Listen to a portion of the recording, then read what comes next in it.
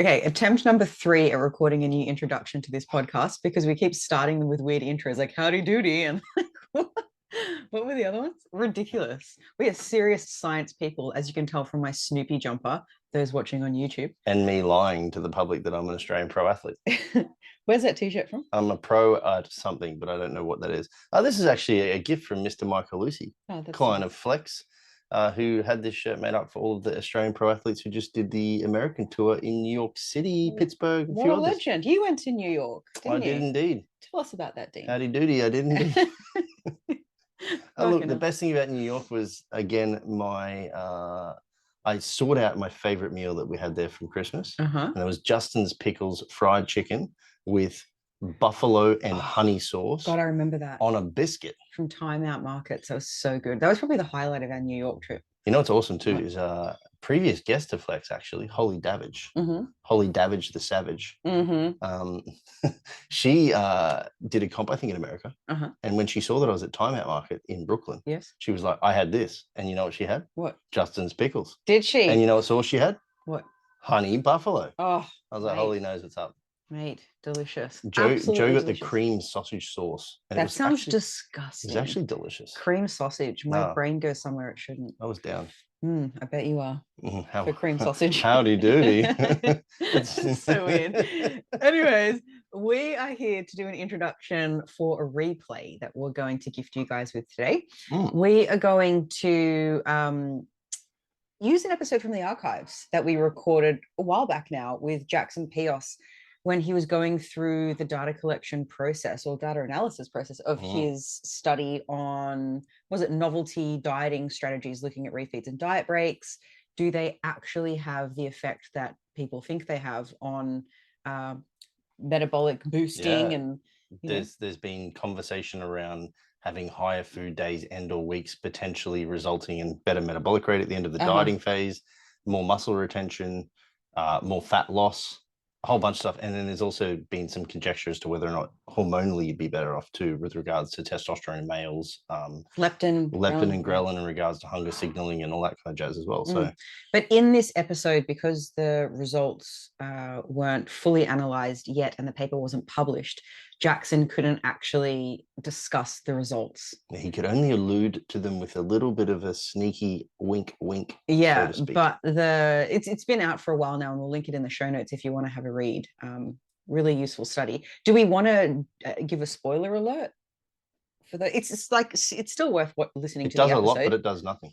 Yeah, essentially, diet breaks and refeeds were not shown to improve muscle mass retention or increase weight loss, but they were shown to improve, if I'm remembering correctly, Dean, to reduce people's food focus and increase people's satiety. Yeah, so like dietary tolerance was a lot better in those that had an intermittent approach. Yeah, meaning dieting for a while, taking a diet break to maintain weight, back to dieting again would be an intermittent approach versus continuous, which is just dieting until the weight is lost. Yeah, and like perceived hunger. So in a nutshell, the people that had the intermittent approach found the approach easier to tolerate. And he notes in this podcast too, I believe, that they had more perceived energy, at least from his subjective opinion, when they came into the lab, which coincides with those findings. But yeah, from a physiological perspective, not a hell of a lot went on, which is interesting because the reason why I believe he jumped into this, and he does explain in the podcast, is comparatively there was some research in overweight and obese individuals prior to this that had shown... This is the Matador study. Yeah, that had shown potential indications for more muscle mass retention. And there's, again, some arguments about data collection and the statistical analysis of those sorts of things. But his was more on athletes, which was kind of like more towards the population of individuals who generally listen to this. And we really needed more studies on athletes because the bulk of dietary research is done on obese individuals. Remembering back to the Matador study, again, it's been a long time since I've read that one. At the end, the authors suggested that perhaps maybe there was more weight loss in people that did intermittent approaches because they found it easier to stick to, because there was kind of light at the end of these shorter tunnels. Yeah, which aligns. But they also did, I think, technically, at least in the results there, which I mentioned just again, has been argued against, I think, with regards to the accuracy of that statistical analysis. But they did also have more muscle mass retained and more fat mass lost. But again, this depends on the measurement techniques and what. So, but anyway, it's a great podcast, even though we've just given you all of the answers. Spoiler alert. We've just given you the abstract. I mean, the abstract, if you read the study, tells you this too. But the paper will be linked. It's a great podcast with Jackson. We thoroughly enjoyed it. And it's nice to have this kind of information out there now available to us. Definitely. All right. Happy listening. Welcome back, everyone. Another episode of the Flex Success podcast, where we teach you how to be less shit. That's our tagline. That's the goal. That's the goal. I like it. And today we're joined with my co-host, Dean McKillop, and the VIP, Jackson Peos. Thank you. Although I've heard you be called Peacock before as well. Peacock? Oh God, Jacob's going to be so happy about this. That's a nickname from the one and only Jacob Skepis. Have you got one in return that you can throw back at him at least? I just call him Jacob Skypuss. I like it. I'm digging it. Now, you've been on a million podcasts before, so you're probably sick of introducing yourself and the little wrap up, but I'm going to ask you to do it again. So could you please tell our listeners who you are, what you do, and why you do it? Yeah, so I'm currently a PhD researcher at the University of Western Australia. I've got a double degree, Bachelor of Science in Sports Science and Exercise and Health. I've also got an honours degree in exercise physiology.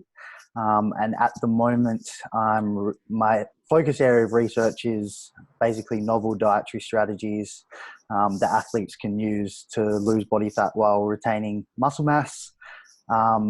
And I'm also an accredited sports nutritionist. So the bulk of my work is working with athletes from a variety of sporting disciplines. Basically, how can we get them bigger, faster, and stronger? Okay, so the summary of that is you're a giant nerd. Yeah, in the best possible way. Of course, in the best possible way. Well, one of our coaches yesterday, Nick, said I'm just a big nerd, but what he actually meant was that he likes sci-fi. No. He's Dungeons and Dragons. Yeah. Oh yeah. And apparently they do podcasts on that shit, and they listen to people talk about it live. No, you listen to people play it. Yeah. So anyway, that would not surprise me at all. Not my thing, though. No. I also hear you're into anime. Speaking of nerdy things. Oh yeah. So Big we're gonna lead this with a friend of ours who's also. Are we naming and shaming? Yeah, his name's Oliver Purton. I don't know if he's popped up enough on yours for you to remember his name. No, we've chatted on Instagram a bit. Yeah. All right. So he has said, please tell him one of your listeners, Oliver Purton, is glad to see that you've been consistently watching anime with subtitles now. He remembers when you first started watching Naruto in English dub and thought it was fucking sickening and disgraceful. He said you had the excuse that watching anime with subtitles whilst eating is too difficult or distracting, but he's glad to see that you've made progress and aren't pathetic anymore. No, that's very harsh, because I found like I put anime on first thing in the morning when I had breakfast, and every time I was leaning down to eat, I was just missing shit. So I guess Oliver's he's probably just spilling his food all over the place while he watches the sub. Maybe he exclusively drinks liquids. I don't know about you, but I don't have to like lean over my bowl when I eat. Is that what's going on with you? Oh yeah, that's me. Yeah, for sure. Okay. All right. Oh, well, I mean, I'm not excusing myself as being a picky eater. I get like food on my elbow and forehead, but I just don't have to lean over my bowl, but it's all right. Now, you mentioned in your intro that you are looking into novel, I think you mentioned, diet strategies. Could you just unpick that for us a little bit more?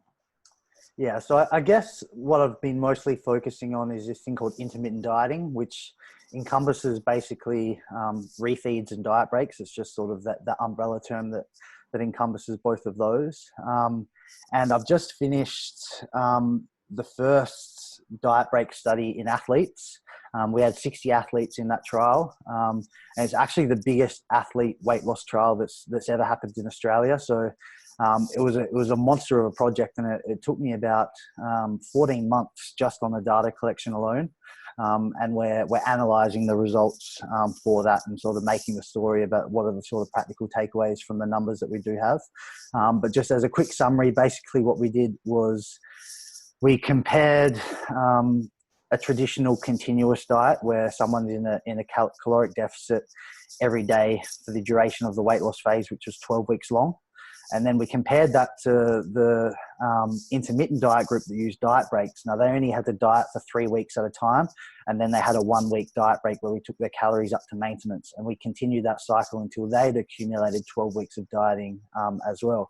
And what we wanted to do was clear up and hopefully just illuminate a little bit sort of some of the theoretical speculations about sort of what are the utility of diet breaks and whether they sort of have this metabolic boosting capacity and whether they can sort of prevent the reductions in energy expenditure that typically accompany sort of weight loss, and what sort of effects does that have on our appetite regulating hormones, our mood state and performance in the gym. So we looked at a ton of variables to see if, because this intermittent dieting and refeeds and diet breaks, while if you go on social media, you could be very easily led to believe that they're this highly evidence-based strategies and they can essentially prevent all the negative adaptations that accompany dieting. But in reality, until last year, we didn't even have a diet or a refeed study completed in athletes, and we're basically relying on mechanistic studies in sort of rodents and sort of intervention trials in overweight or obese populations, which had far from optimized macronutrient ratios for what would justify the needs of an athlete on a weight loss trial.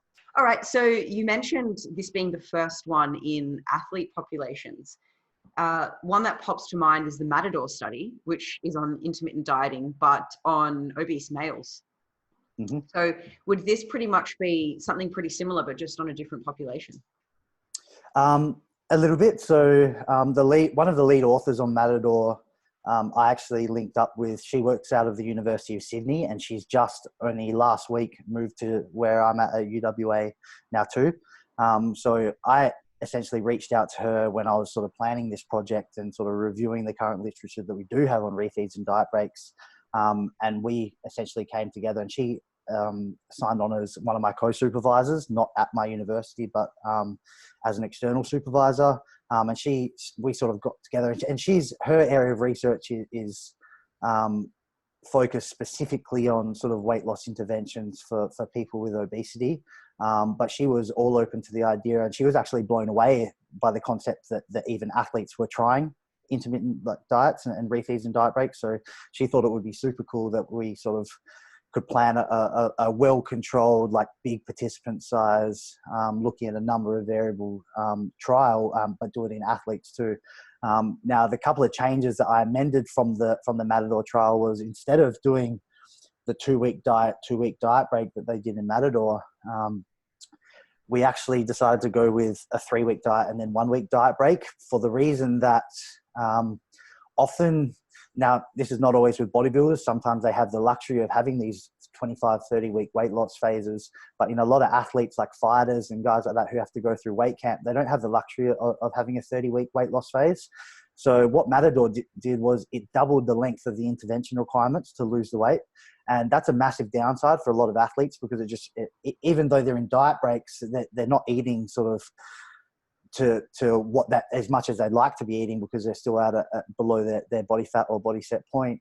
But so what we did is by sort of reducing the length of the diet breaks and reducing the frequency of the diet breaks, it meant that the overall intervention length was shorter than Matador. And what we were interested in is, could we still see the same benefits as we saw in Matador, but sort of without the doubling the intervention sort of requirements, which would have been a huge positive for athletes. Because I think one of the reasons why athletes might be a little bit resistant to doing a 2 on 2 off is just how freaking long it takes to lose the weight. Yeah. And also the extension of time spent in a deficit at once. Whereas if we look more, like, I suppose, empirically at the typical approach that people have implemented over the years with bodybuilding and even athletes with the refeed approach as opposed to the diet break approach, is you at least still have some dietary relief and potentially some carbohydrate efficiency going on when you're getting food into a high degree each week. Mm-hmm. For sure. Yep. So you mentioned a few things that you're assessing. Are you far through the data assessment process? Pretty far. Okay. Yeah. And I'm sure you can't spill the beans too much, But I think I can tell you a bit. Like I'll tell you a bit. So there's definitely findings that conflict with what was seen in Matador. And one of the sort of criticisms of Matador was that the higher metabolic rate that was maintained in the intermittent diet group or the diet break group wasn't large enough to justify such greater fat loss efficiency and such greater weight loss that was observed in the diet break group. It was somewhat, from memory, it was somewhere around like 50 or 100 calories a day or something like that. It was quite small. It not big enough to explain why the intermittent diet group on average lost kilos more, sort of thing. And one of the speculations was that although all these participants in Matador were getting provided with their meals, so in theory, like it's very well controlled, they're not sort of in a metabolic ward. They can still go to the shops and buy things if they want to on top of the meal plan. And so essentially what some people have said is, well, it's likely that the intermittent diet break group, they probably were just sticking to their diet a little bit better than the continuous diet group, which maybe were falling off and having things that they shouldn't be. And that's probably what explained the sort of the differences in the sort of primary outcomes. But in my study, looking at the data, I think it's pretty clear that because we're working with athletes, they're just a little bit better at sticking to the diet, even though they're sort of hungrier. Yeah. So that it doesn't look like the adherence issues are as much as a bigger factor as it was in Matador, because I think this, for a lot of the athletes, it wasn't their first weight loss rodeo, so they sort of knew what to expect, and like a bit of suffering is a sort of part and parcel of the game. So yeah, there's some findings that don't line up with Matador, and I think it could be largely due to like the athletes as a whole in this cohort just being a little bit better at sticking to their diet, regardless of whether they were allocated to the continuous or the intermittent diet group. And there's also, what we did for the first time was we compared performance markers in the intermittent and the continuous dieting group, and we measured strength and endurance in the quads, hamstrings, biceps and triceps. And the findings for those differences are super interesting and kind of confusing. And I'm actually discussing with Eric Helms at the moment how we can sort of make sense of the differences that we're seeing. There are differences, and the differences aren't obvious. Like the obvious difference that you might expect is, well, okay, the intermittent diet group, they're having these increasing carbs every 3 weeks for a week long. It would make sense that they can have a sort of a higher glycogen saturation point, and potentially that will facilitate better endurance and strength performance across the trial. But we aren't exactly seeing that. So the obvious answer isn't really lining up. So yeah, some cool things are happening. I think that's just made me more frustrated. Well, hang on. Can I ask a question about frequency of testing? Like, are you testing only after the diet break week, or is it kind of weekly? So we did a few tests. We obviously baseline. Then we had our first testing point was what we called after 12 weeks of energy restriction. So 12 weeks of dieting. Now that occurred at week 12 in the continuous diet group, because that's when they finished their 12 weeks of dieting. But it actually occurred at week 15 in the intermittent group, because they'd had the 12 weeks of dieting plus 3 diet breaks along the way. But then we also did another measuring point at week 15 in both groups. So the continuous group would then have a 3-week diet break at the end. So then we compare when it's matched for absolute time. And then we did a final testing point in week 16 of the intermittent diet group, which is essentially give us a week 15 to week 16 is immediately pre and immediately post diet break. So we can see what sort of changes are happening before and after that 7-day diet break. Love some confusing data. Yeah, it's super. Now just it's like, it's at that point where you're just like, tell me more. Yeah. Especially considering you're saying it's interesting, which is implying that it's potentially not what you would expect if you assumed that carbohydrates were making you better.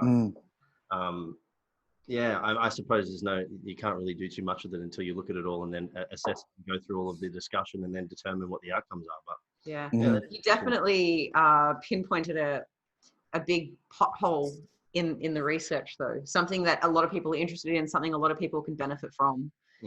So, yeah. So are any of the mechanistic expectations coming to fruition though that you would have expected? So my blood, so I'm doing a separate analysis on the blood work, and we're comparing sort of the big ones like the leptin and the thyroid and things that people have speculated to be involved with the potential benefits of refeeds and diet breaks. So we're going to be looking at that. That's been sent over to Brisbane. It's getting analysed at the moment. That's probably not going to be published with my main findings. I think I'm just going to separate them because far out, we've got so much data. I just don't think anyone's going to read the damn publication if it's 20,000 words long sort of thing. So I'm thinking about separating some of the mechanistic stuff versus sort of some of the macro stuff.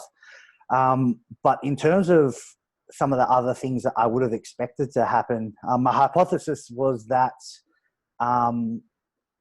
the intermittent diet group, which had the diet breaks, based on the findings of Matador and sort of just where theory lies, would have a much better maintenance of resting energy expenditure.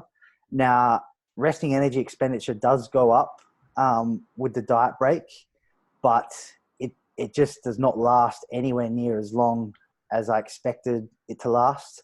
And when these findings get published, it's going to have a lot of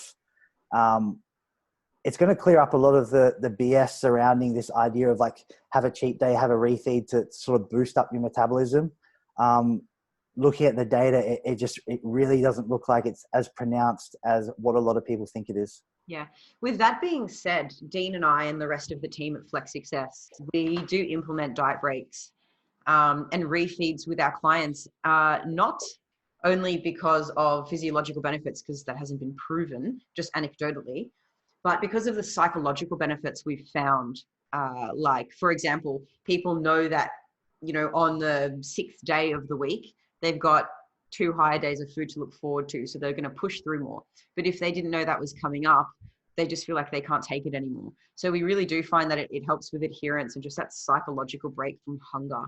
And even food type restriction. So I think that we would still push forward with it, even if the physiological benefits weren't as strong as what we may predict. Yeah, just speaking anecdotally, like from having to deal with all the participants, like on a sort of at least a 4 weekly basis when they come into the lab, it did seem to me that that mood disturbance was a whole lot less in the intermittent diet break group, and even sort of because I only had the diet sort of 3 weeks consecutively, even if they were feeling kind of shitty at the end of week 2. They could say, okay, well, Jackson, I just got to hang on for 7 days and then so the calories are going to come up and I get a little bit of relief. So definitely, I think potentially an adherence benefit there. And what I was finding a lot is sort of by day 5, day 6 of the diet break, most of those guys like, yeah, I'm kind of ready to jump back into a deficit now and dig again. So I think it has some utility there. And compared to the continuous group, I saw some major subjective changes in sort of their general vigor and sort of their mood around the lab and things like that. It doesn't look like the changes that I perceived are as notable in some of the questionnaire outcomes that we use to evaluate psychology, but I will tell you that there was significant differences in how the participants perceived their physique, either positively or negatively. So there's a significant difference there. And there was significant differences in how hungry the participants were.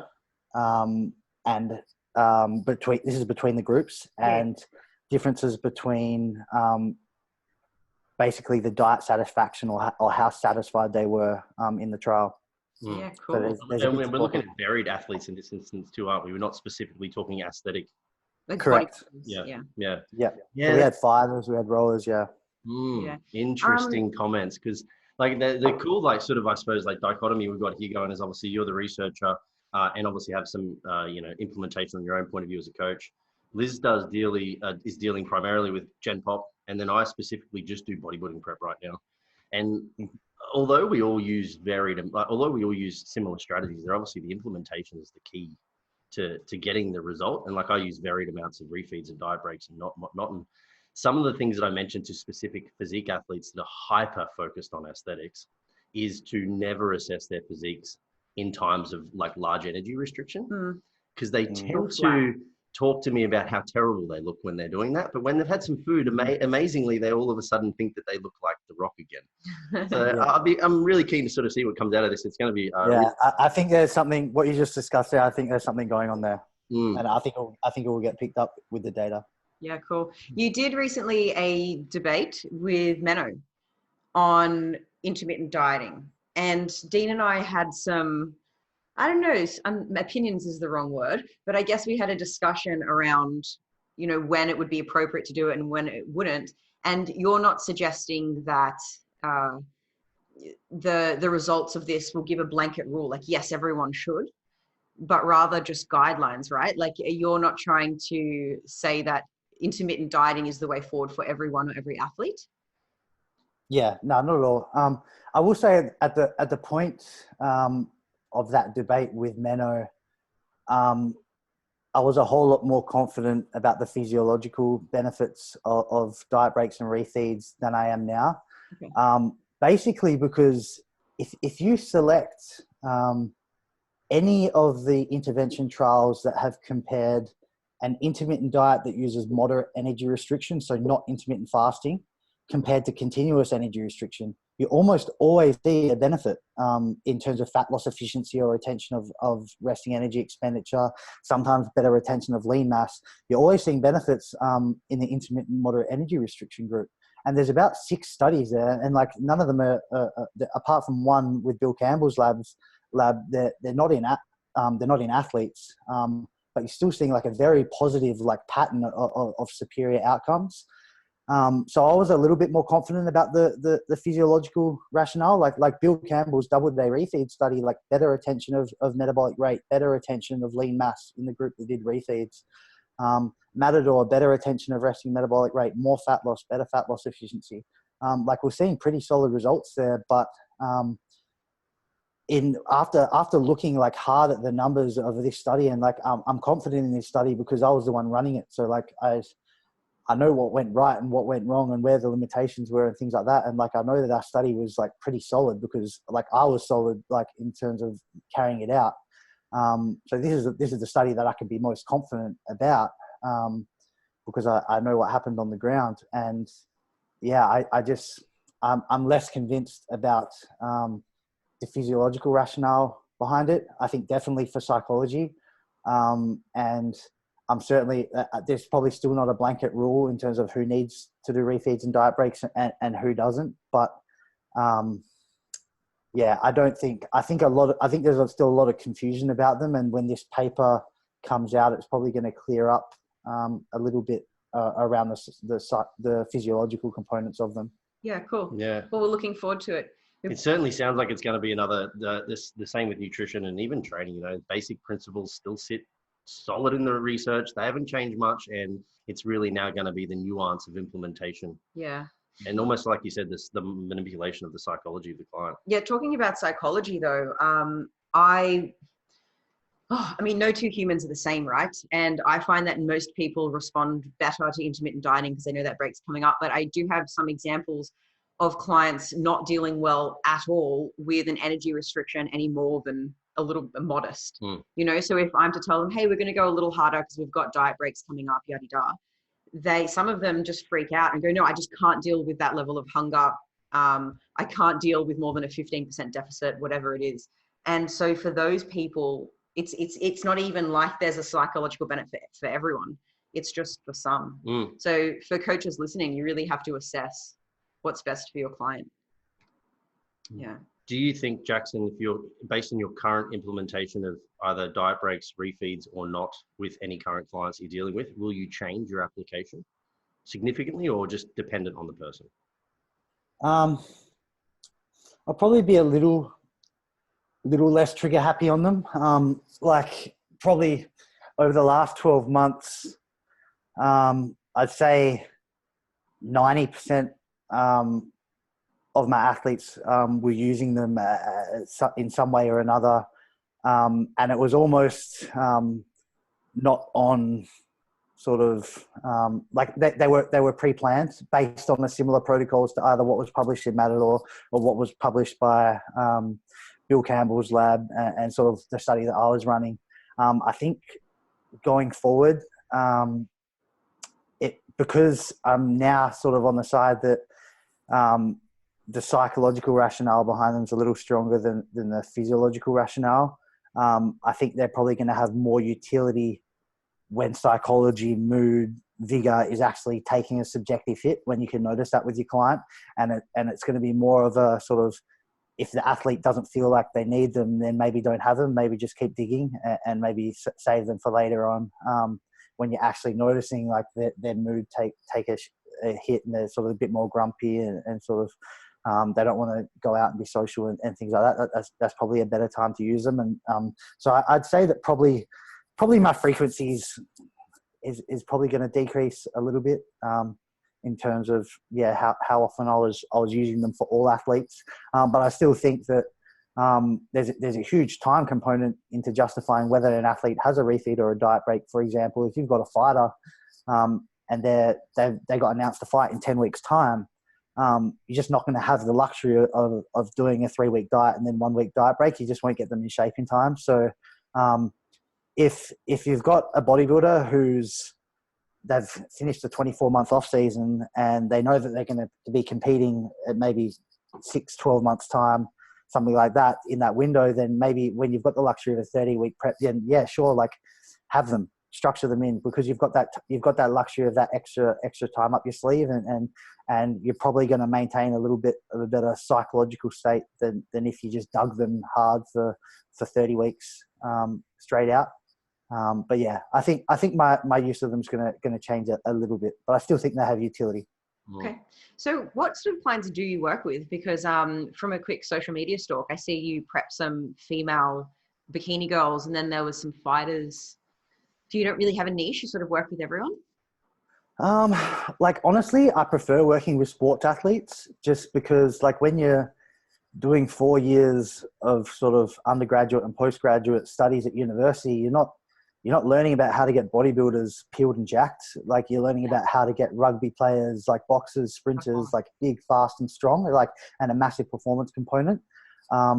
So I do prefer working with the sports athletes because I feel more confident in working with those guys. I feel like I have a better sort of solid knowledge base that other coaches don't have. Whereas if you compare that to sort of bodybuilding coaching, a hell of a lot of the top bodybuilding coaches are just built off experience in reality and sort of very little sort of university backbone in terms of to where they got the knowledge that they did. So like I prefer with sports athletes, definitely because of their performance component.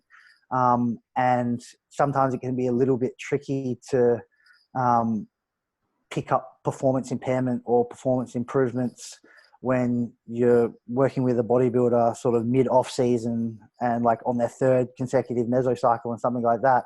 Whereas if you got a let's say a sprinter who I'm working with at the moment, like very small differences in their daily intake can impact like seconds off their time, and it's almost like you're basically working in like the pit for like a Ferrari race car or something like that, and like the tiniest little like change can impact the outcome of the race. Whereas I think with bodybuilding, because it's such a longer game, some of those very sensitive differences don't tend to matter on the macro scheme and the aesthetic look and things like that. So yeah, that's why I tend to prefer working with sports athletes.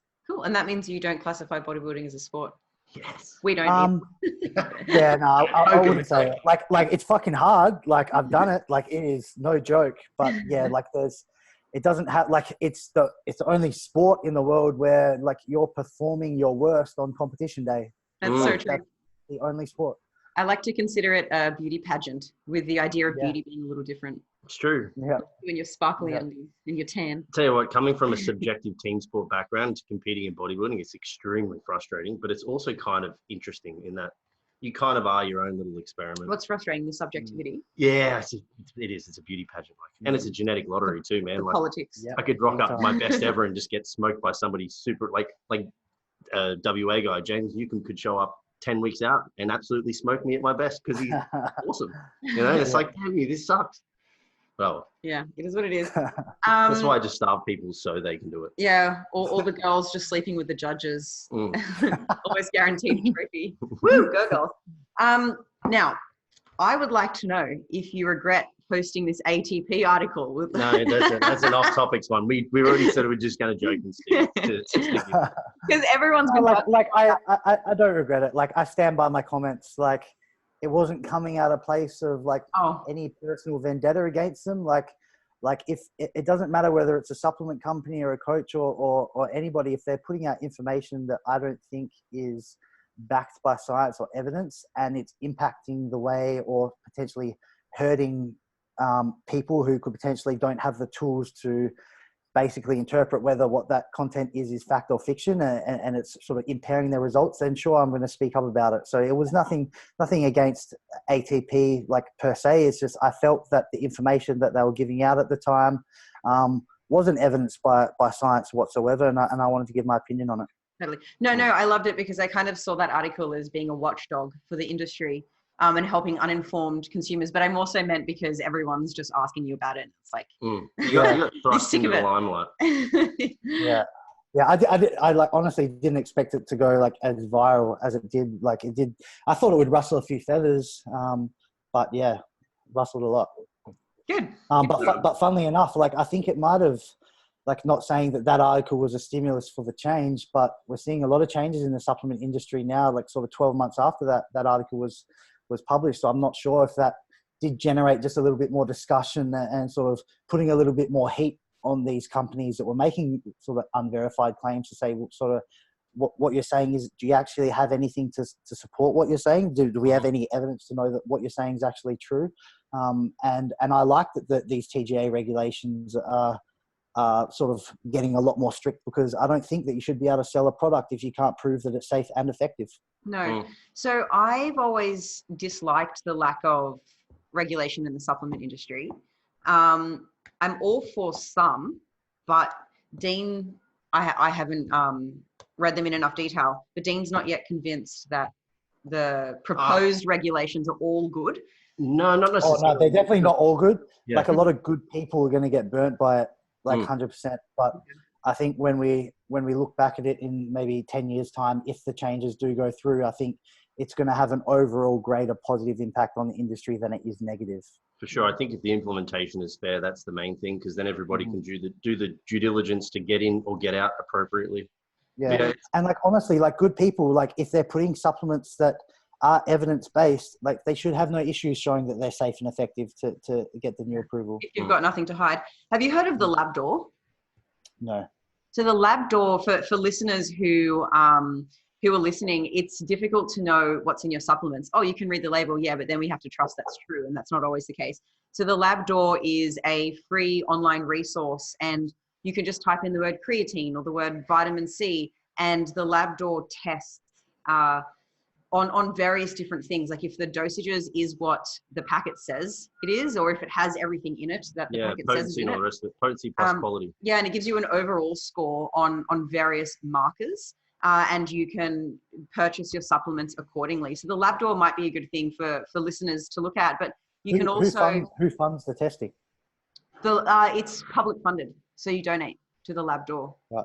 But what I do is I like to buy my supplements through the lab door, because they've got links to Amazon, wherever it may be, or iHerb or whatever, and the lab door get like a little kickback from the supplements that I buy because I've clicked the link through their website. Right. So if you're going to buy supplements, you may as well be contributing to such an awesome cause. Yeah. But I found just to kick back onto the diet strategy stuff, the thing I found interesting there is it sounds like almost like with training periodization, you're likely going to move back into a reactive diet deload, just like people are mostly now doing with training, as opposed to proactive. 100%. Yeah, I like it. But I'm still interested to read all this nuance that you're saying is interesting. There's going to be a lot there. We'll probably have to get back on the podcast just to talk about making sense of it when it gets published. Yeah, but like your smirk indicated to me that was going to be this, but it's not true, you asshole. I can't, like, honestly, like I would love to, but like authors will be like, and trust me, I've had enough heat from the university already. So I got to walk a little bit. Well, you're doing a great job about building some traction for when it gets published. When is it due to be finished, do you think? I'm hoping. Are you coming to UABC? We would like to. We actually fly out to the UK on the 12th at the 12th at 3 a.m. from the Gold Coast. So hopefully we should be there Friday, Saturday. The 11th and the 12th, yeah. I'm thinking that the entire results will be analysed in the next few weeks.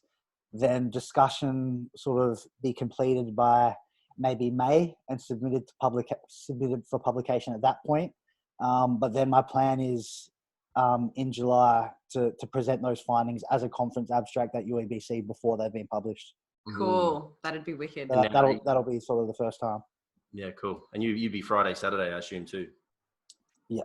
Yeah, Matt. Yeah, cool. Awesome. We have a research review at Flex Success, so we're looking forward to choosing your study to review. Awesome.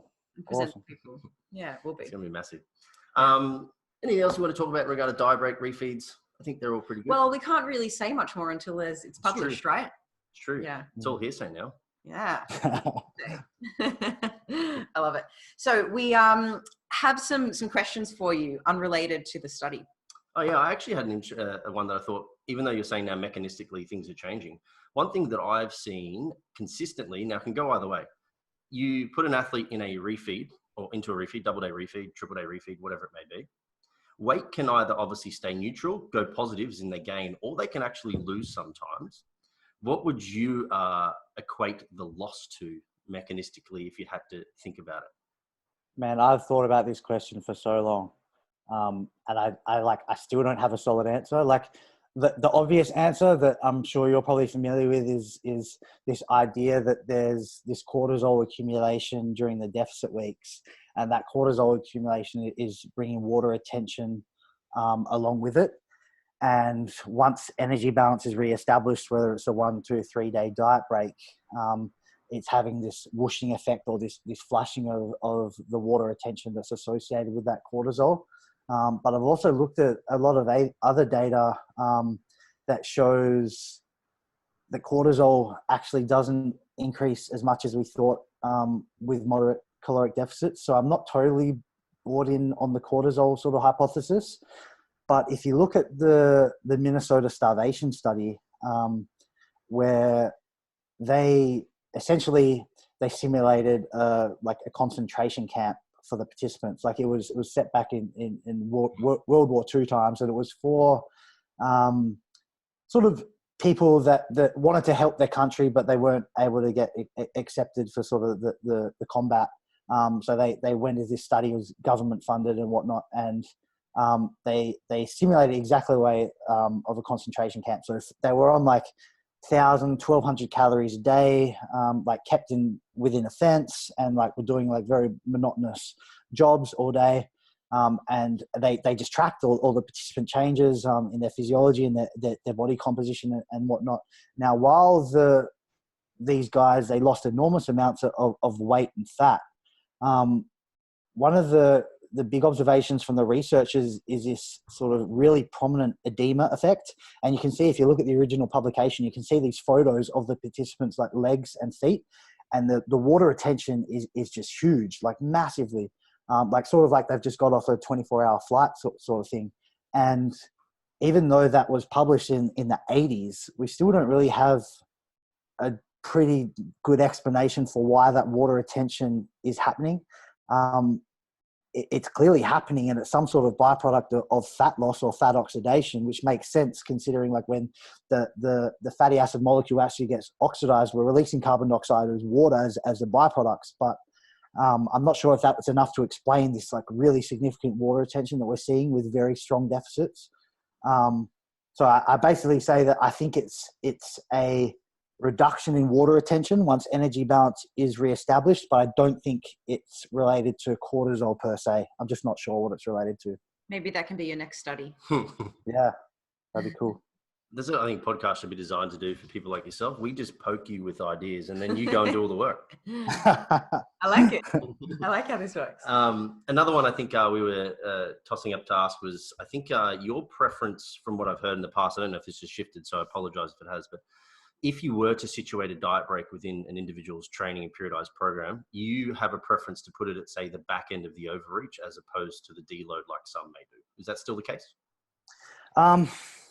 This is probably more. This answer is probably more so because my knowledge foundation is built with working with sports athletes with a higher sort of focus on performance and sort of less from sort of being specialist in bodybuilding or powerlifting. But it just when you read any sort of physiological textbook, the general principle is that it makes sense to give an athlete more fuel when they're doing more work.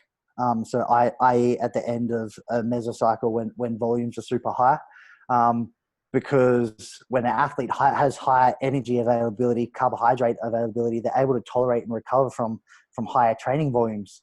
So it would make sense that potentially there's a recovery benefit in that final week of a mesocycle when you're potentially overreaching, just to sort of help to cope with some of that fatigue that's building up. But then again, I'm not sure if it's going to matter if you just push it out for that 1 week and then you have your deload with the diet break straight away after.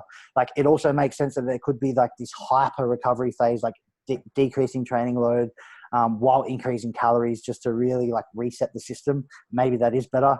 We don't have any data on it, that's for sure, to look at it. But I would say that if you're not a bodybuilder or a powerlifter, and like you've got a week coming up where performance is is of the utmost priority. For example, you've got a fighter, and they're 5 weeks out of camp, and they're going into like their heaviest sparring session against like some really good athletes that are coming into the club. And how you perform sort of in that sparring session is going to sort of have a massive carry-on effect, and where your sort of psychology and confidence and motivation's at heading into the final few weeks of the camp. That would make a lot of sense to give the athlete more fuel then, when they can potentially have a performance improvement, and then that they're just going to go into that final stretch of camp feeling really good about themselves and really confident about the fight, as opposed to having them do that really important sparring week on low calories. Performance probably going to take a hit.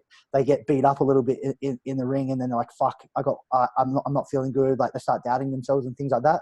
And you could make the same sort of application with like a sprinter. So a sprinter will have like sessions and training blocks where like performance will not really be measured. They'll just have volume work that they need to do. But then every sort of, basically they'll have a testing week where the coach will want to see how they're performing and how close they are to their PBs and things like that. And if they're doing that testing week when calories are low, it's probably not going to give an accurate reflection of how that athlete is actually progressing along the training cycle. Whereas if you sort of took them up to energy balance and sort of give a more accurate picture of what the athlete's potential performance might be, I think that makes a lot more sense to do it then as well. But I can see how there's a big difference between those sort of athletes and bodybuilders and powerlifters.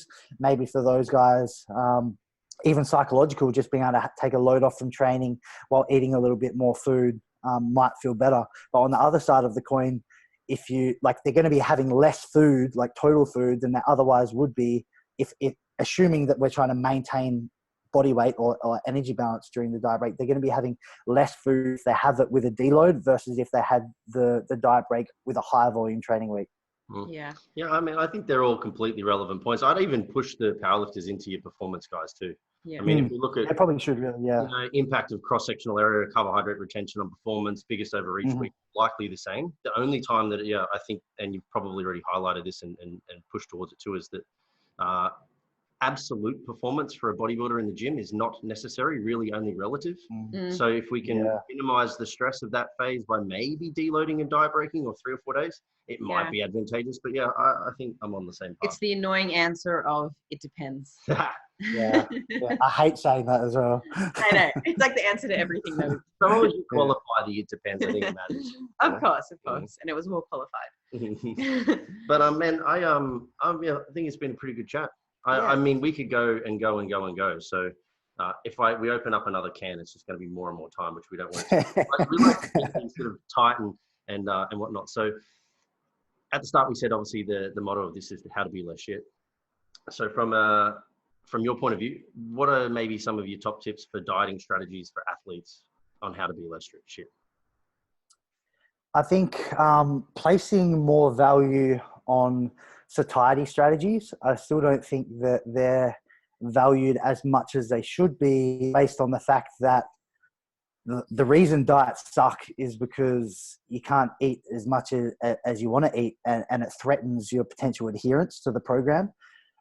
That's the fundamental principle behind the success of dieting. So I'm unsure why coaches and athletes aren't putting more of a priority onto sort of trying to maximize satiety strategies versus sort of trying to optimize macronutrient ratios for performance and things like that, if we're talking about a weight loss or a fat loss phase. So some of the strategies that I don't think are being used as they should be is when people talk about sort of food selections for satiety, typically at the top of the hierarchy sits protein. People are like, you've got to have a high protein diet to maximize your satiety. But when you look at the research, and it's fairly clear that you'll get far better satiety from filling up your diet with a high proportion of low energy dense foods like fruits, vegetables, whole grains and things like that, compared to adding an extra chicken breast on your daily intake. Now, I think a lot of people make the mistake when they're trying to sort of improve their satiety and they're struggling on a diet break struggling on a diet is when they might take away some of these calories allocated to carbohydrate and put it into extra protein. And now they're eating sort of more protein than they typically need to sort of maximize muscle retention and those things. Whereas that's actually can have a potential downside, because that extra protein's probably not going to do anything for your muscle retention or your muscle growth. And it's probably not having that much of a significant impact on suppressing hunger further. And you've just taken a chunk of that carbohydrate away that you could be actually used to facilitating performance and recovery, and carbohydrate being the primary fuel for the central nervous system, which pretty much underpins our sense of fatigue and things like that. So I think that's where a lot of people get wrong, and sort of just take your protein up to sort of where it needs to be. So somewhere 1.8 to 2.2 grams per kilo of body weight is fine. Going up much further than that is probably not going to have much of an impact on satiety. You get far more bang for your buck sort of distributing your carbohydrates to these really low energy dense sources like fruits and vegetables, and limiting your the proportion of sort of high energy dense foods like avocados, olive oils, nuts and things like that, which can be considered as healthy fats, but they have a very, very poor satiety effect. Now you can be eating, if you're eating sort of 2-3 tablespoons of olive oil and you're on 2,200 calories, your hunger is going to be far worse than it could be if you allocated those 300 calories to sort of some carrots and some rock melon and some watermelon or something like that. And I think this whole concept got a little bit confused with this rise of if it fits your macros dieting, or sort of eat whatever you can, eat whatever you want as long as it fits your calories, because it taught people that what they could do was fit Snickers bars into their daily intake while they're on 2,400 calories. And from an onlooker that hasn't dieted yet, they're looking at that. In theory, it makes the diet look easier. Like, far out, they can lose weight while eating Snickers bars. Like, this diet looks amazing. In reality, it tends to have the opposite effect. And you just allocated 250 calories to something that's so calorically dense. Your overall food volume and your overall satiety potential in your calories left over for the day is going to be significantly reduced. So I think this, if it fits your macros, can be great, and we don't need to sort of take any foods off the table, but there's certainly better and worse foods. And if you're allocating these treats on face value, while you think it might make your diet feel easier, it's probably going to make it feel harder in the long run. So our company name, Flex Success, was born from the term flexible dieting, but we've kind of moved away from that a little bit, because people do have this Pop-Tart and Snickers bar mentality towards their macronutrients, and that is not at all something that we support, because we know that there's more to health and body composition than just macros, and food selection is a huge one. So we would entirely agree, and that's why we've moved away from having flexible dieting all over our website. And yeah. People would arrive with this preconceived idea that dieting was easier if you could eat whatever you wanted. You know, and I'm like, oh, dude, you have no idea the pain you're about to be put in if you choose those foods. Yeah. The next study for you, Jackson. It is a high volume, low hedonic based food with no psychological support versus a more of a flexible approach. They have the opportunity to choose from higher hedonic foods, but with psychological support. And I'll tell you why. When I say psychological support, like say somebody talking to them about food behaviors, their mindset around food choice, types of foods, essentially trying to get somebody into the position where they flexibly know that they can have whatever they want, but they have the choice and the right to do whatever they want as well, as opposed to saying some education. Yeah. Because it's kind of been my experience a little bit in the prep world that the volume game can also go so far that they're essentially chasing volume forever and they're never okay with hunger. And the individuals that I find that are okay with sometimes choosing to have something that's a little bit more calorically dense, so long as they have a good relationship with food, tend to sort of deal with the dieting process a little bit better from an anecdotal, more 100% point of view, you know. Whereas those that are like having cognac noodles, you know, low carb shit protein, xanthan gum, diet jelly, all that, they're the worst kind of adherence client. Yeah, 100%. So I think if you're using things like konjac noodles and xanthan gum, like you're misinterpreting the low energy dense sort of hypothesis. And I think that problem really arises when you've got a Gen Pop athlete. I'd say more so Gen Pop people who sort of just want to get in shape for something, and they come in with this assumption that because they're going to work with a coach, you're going to get them in shape with little sort of suffering on their end. And I think when you've got an athlete coming in who sort of maybe they've done it before, or at least they sort of understand that suffering and sort of discipline is part and parcel of what they want to do, their outcomes just tend to be a hell of a lot better. And they're not sort of seeking satiety. When an athlete understands that from week 8 to week 0 of a contest prep, that you're just probably not going to feel very satisfied, it just ends up being a hell of a lot easier to work with them when compared to if you've got sort of a Gen Pop dieter who's sort of always trying to seek, they're just like, I just want to feel full. And it's like, well, you're probably not going to feel full for a little while or until sort of post-diet. And when they understand that and they have those sort of expectations, the outcomes just tend to be a lot more better. Yeah, I think that's an appetite-driven behavior versus true hunger. Yeah. Mm-hmm. Just embrace some hunger. All right. That was a good long how to be less shit. It was, and we totally egged you on there and stretched it out for you. But we have some fun questions. So we always wrap up with 3 fun questions. The first one is a little bit morbid sounding, but it can be fun. No, wait. Something worth sharing. I missed it this time. So anything worth sharing, Jackson? So do you think is of value to the listeners that you may have watched, listened, or a book, a movie, a podcast? No, okay. You don't share an enemy. That's not allowed. Can I say that? That's what I was going to say. I was going to say, if you're an athlete with aspirations to reach some sort of success, whether that's with your physique or some sort of sporting or competitive outcome, I think watching Naruto will give you more of the motivation than you'll ever need.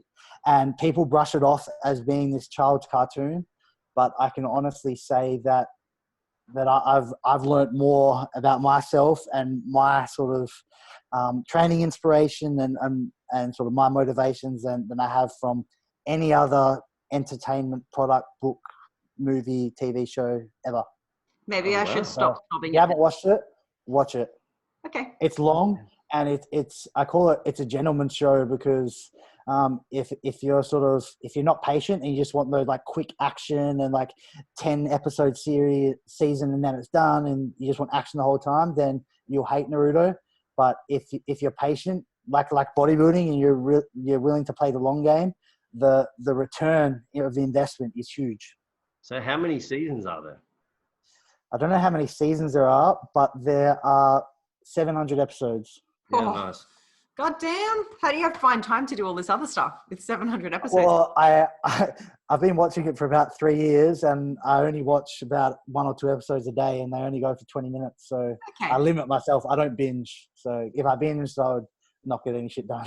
All right. Well, I think I might have to try it then instead of turning my nose up at it.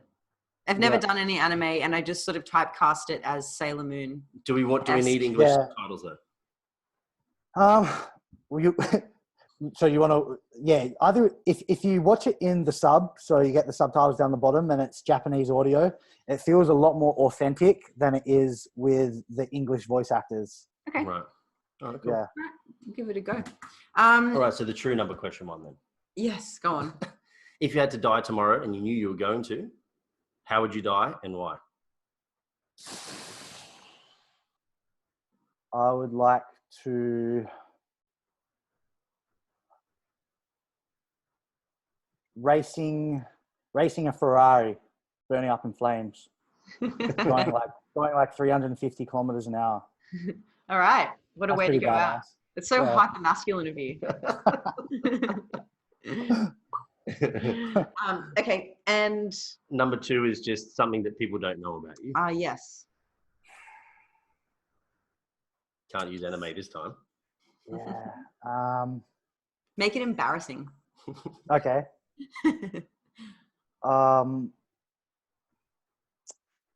Every weekend, I still watch the Disney Channel. Oh, me and you are best friends. I think we just became best friends.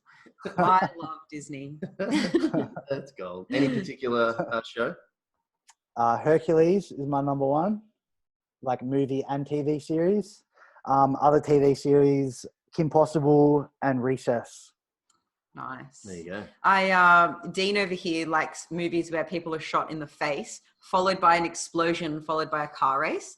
And that doesn't really go with me. Like, please, can we just watch Frozen or Up or Finding Nemo? So it's a bit of a contrast in the house. We have to pick and choose. Yeah. Okay. Number three. So this is a game we got for Christmas and it's called Shitty Choices. And it's a famous game of Would You Rathers. So we do, some of these are horrendous, dude. I'm going to warn you, but it's luck of the draw. Would you rather be an amazing artist but unable to see any... No, that one's shit. We're not doing that. Oh. Sorry. Next. I like that one. I'll be like Beethoven. But you wouldn't be able to see it. Okay. Would you rather never be able to drink soft drink ever again? I feel like these are shit ones. Yeah, it's luck of the draw. All right. Or only be able to drink soft drink. Never be able to drink soft drink. Easy. There's a lot of other good drinks. But Coke Zero. You got very lucky. Yeah. Would you prefer Pepsi Max or Coke Zero? Pepsi Max. Just when I thought we were becoming friends, Jackson, you went and ruined it. Man. Can't have a Pepsi Max over Damn it. Finding Nemo with exclusively. This is a Coke Zero household. When we put out a request for individuals who might be interested to come on board as a coach of their team, we had that as a question at the end. No, I wrote the application form and I said, do you like Coke Zero because you're intelligent or something? Or are you an unintelligent weirdo that likes Pepsi? So I clearly loaded the questions. Yeah. And still most people chose Pepsi. Pepsi. And then at the very last question, I got a job. Yeah, was always like, is there anything else you would like to say? And you'd think they'd take it seriously, right? But everyone that wrote Pepsi pretty much wrote, if you like Coke, you're an idiot. I was just like, this is the best. Yeah, everyone really backed their Pepsi preference. People And who did we end up hiring? Did they like? Shannon, I can't remember. Shannon Beer. Luke Tulloch, it was, I think they were both Pepsi people. I think they were both Pepsi. Man. We wouldn't have chosen a Cokehead. I'm outnumbered. Fuck off. Ooh, double me. All right, Jackson, thank you for your time. And we look forward to the release of your study. Yes, but before you run away, if anyone wants to find you, mate, where can they find you? What are your important details? Best place to get me is just Instagram. So anything I'm doing will basically go through there at least. So that's just at Jackson Peos.